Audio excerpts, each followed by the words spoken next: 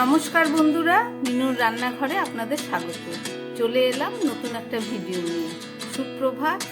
এখন আমি রান্না করব একটা নিরামিষ আলু পোস্ত। তার জন্যে আমি বড় সাইজের দুটো আলু স্কোয়ার করে কেটে নিয়েছি, আর সঙ্গে নিয়েছি দুটো পোস্ত আর কাঁচা লঙ্কা। বাকি রান্নাটা আমি রান্না করতে করতে আপনাদের দেখিয়ে দেবো। তাহলে চলুন রান্নাটা শুরু করি। আলু পোস্ত রান্না করার জন্য আমি একটা কড়া বসিয়ে দিয়েছি। কড়াটা গরম হয়ে গেছে। এবার আমি এর মধ্যে কিছুটা সর্ষের তেল দিয়ে দিচ্ছি। এই আলু পোস্তটা আমি সর্ষের তেলেই রান্না করব। এবার দিয়ে দিচ্ছি এর মধ্যে একটা তেজপাতা, আর দিয়ে দিলাম সামান্য কালো জিরে। কালো জিরে তেজপাতা দেয়া হয়ে গেছে। এবার দিয়ে দিচ্ছি আলু।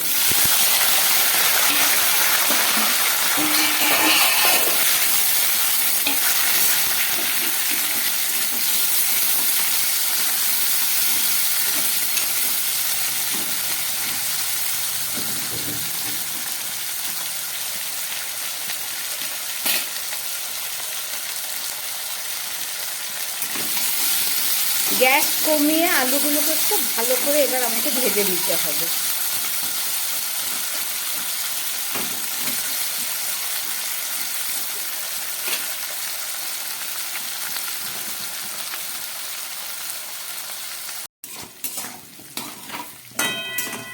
আলুগুলো অনেকটাই ভাজা হয়ে গেছে দেখুন। এবার আমি এর মধ্যে দিয়ে দিচ্ছি পরিমাণ মতো হলুদ।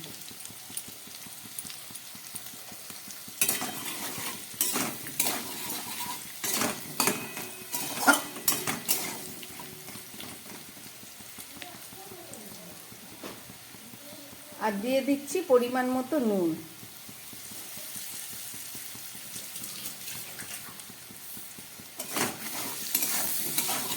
নুন হলুদ দিয়ে আলুগুলোকে আরও একটু আমি ভেজে নেব।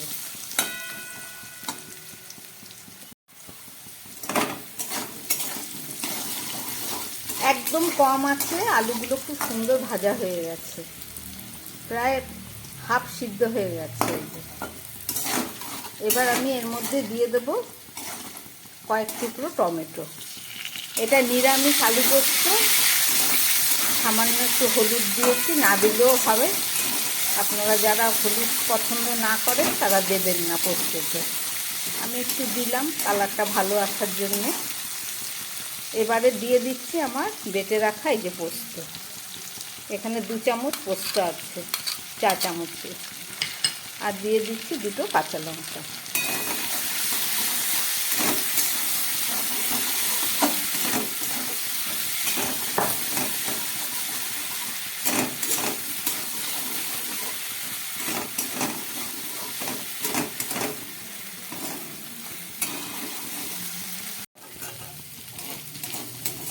পোস্ত দেবার পরে দেখুন পুরো ভাজা হয়ে গেছে আলু আর পোস্ত। আবার আলুগুলোও প্রায় সিদ্ধ হয়ে গেছে। টমেটো দিয়ে আলু দিয়ে পোস্ত দিয়ে পুরো মশলাটা কষানো হয়ে গেছে। এবার আমি এর মধ্যে সামান্য একটু মিষ্টি দিচ্ছি। নতুন আলু এই যে, আপনারা যারা খান তারা দেবেন, আর যারা খান না তারা দেবেন না। এটা তরকারির স্বাদের ব্যালেন্সটা থাকবে একটু মিষ্টি দিলে। ব্যাস আমার হয়ে গেছে কষানো। এবারে আমি এর মধ্যে খুব সামান্য জল দিয়ে দিচ্ছি।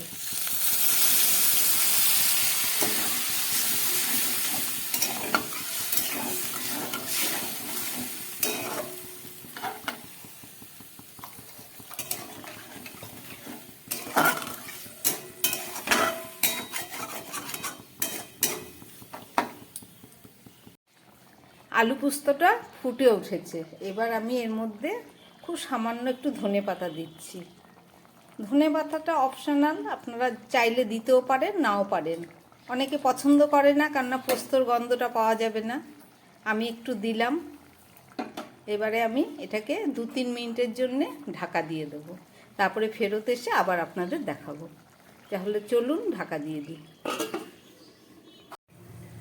2-3 মিনিট পরে ফেরত আসলাম। এবার চলুন পোস্তটা দেখি কতটা হয়েছে।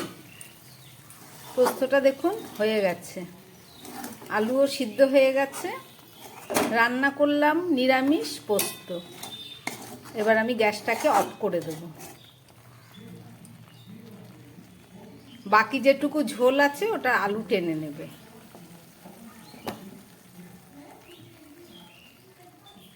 চলুন 2 মিনিট পরে ঢেকে রেখে আবার আপনাদের দেখাচ্ছি।